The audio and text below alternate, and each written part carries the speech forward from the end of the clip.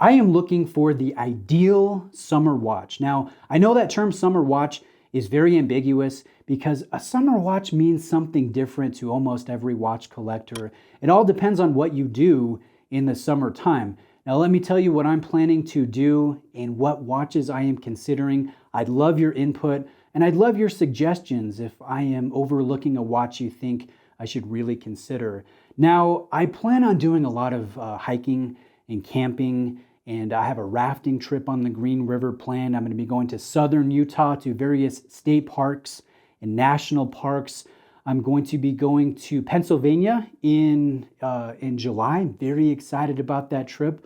I'll probably talk about that in a separate video. I'll be going to Texas with my family in the month of September. I have a lot of fun stuff planned, a lot of outdoor stuff, a lot of water sports. So ideally, I think a dive watch would be the best option, something with good water resistance, something with good scratch resistance, good lume, something with an adjustable clasp, or perhaps an included rubber strap or something like that. So all of my picks right now are divers, even though I think I could get away with a few different watches, obviously, that are not divers.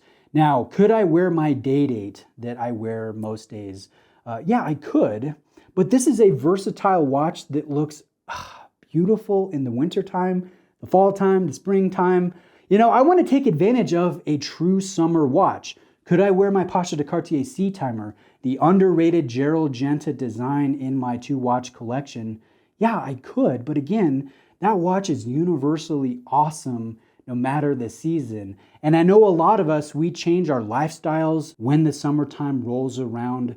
We're wearing brighter, more vibrant clothing, perhaps a lot of shorts and open-toe shoes, or we're pulling the Corvette out of storage, or the MX-5 from Mazda, or we're getting the Harley out from the garage, or we're taking off the doors and the top off of the Jeep, and we're getting out there. We're having adventures. We're having fun. We're soaking up the vitamin D, and we're making memories with friends and family. So I want to watch that is not awesome all the time. It's especially awesome in the summertime, like it is, you know, driving a Jeep with shorts on and a t-shirt, sunglasses, and you're feeling the wind, all of that stuff. I want that experience, but in a watch. So my summer watches that I'm considering, the first one is one that I have loved for, I don't know, maybe 3 years at least.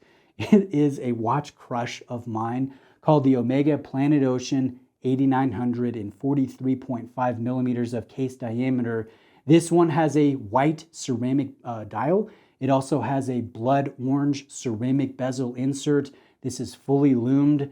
This carries the 8900 master chronometer in-house movement. So it does have a time zone jumping hour feature, which I think would be ideal when I travel to Pennsylvania or to Texas. It has 600 meters of water resistance, excellent lume.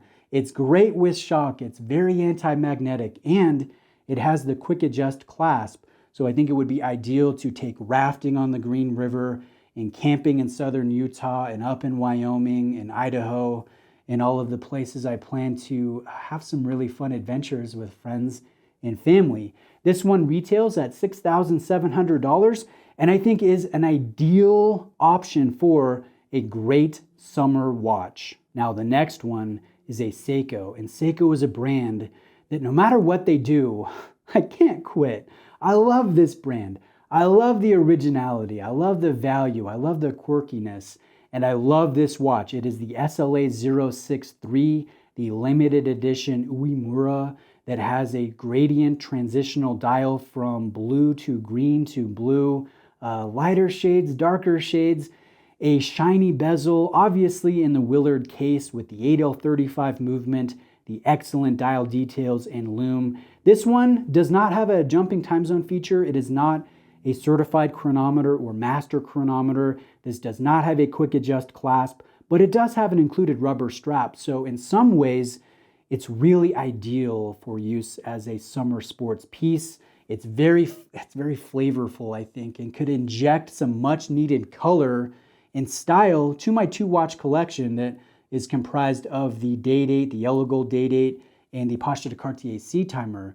So that's one I'm really considering. And another bonus is the fact that the retail price is less than half of that of the Planet Ocean white dial orange bezel. So that's one to consider, but I don't know if it's the ideal watch because I might have to wear it on rubber, or I might have to source a Marine Master clasp to put on this bracelet, and it does not have a ceramic bezel, so I could scratch up that lacquered metal insert pretty good in the various adventures I plan on having this summer. So I like this a lot, but I'm not leaning toward this one as much as I am the Planet Ocean.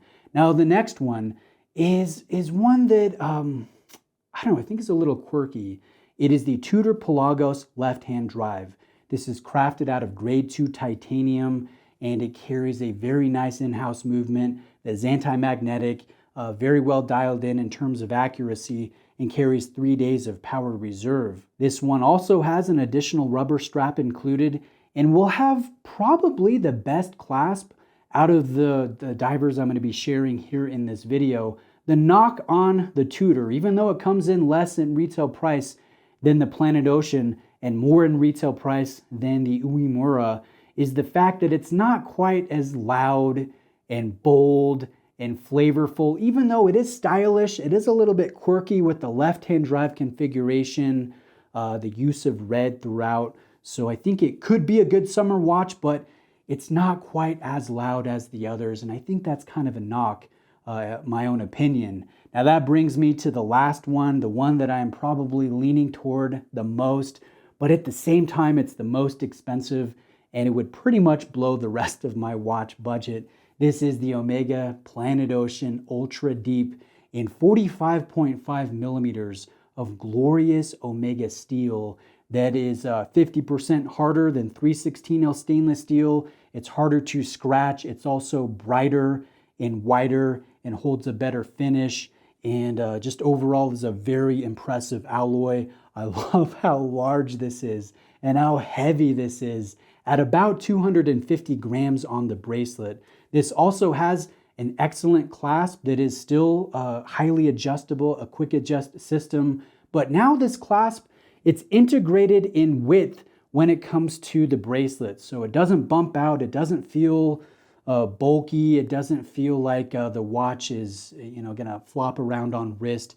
It feels refined, and I really love the clasp. I really love everything about it, save for one thing. It does not have the loomed ceramic bezel that the Planet Ocean does with the orange, the blood orange color configuration. So is that a deal breaker? No, it's not, but it's just disappointing. I think it would be perfect if it had that loomed insert like the orange dial variation does of the Ultra Deep, but that one with the gradient, kind of brownish taupe dial, I don't like that one quite as much, especially for a summer piece. So I'm leaning toward the Ultra Deep, white and blue.